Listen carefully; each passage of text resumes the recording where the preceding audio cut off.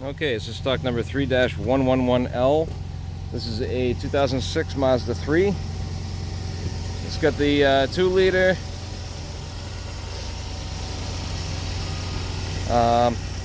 California emissions. I'm not going to leave it running too long just because the power steering pump is completely shattered and it's kind of blowing stuff all over the place. But had it running for actually a little longer than I wanted, about 20 minutes or so.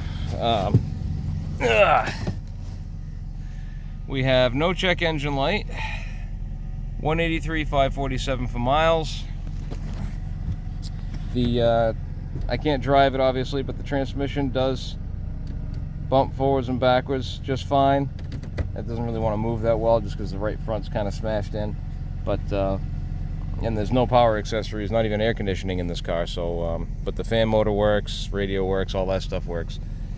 Yeah, I'm gonna say good drivetrain. Just a little hit in the right front.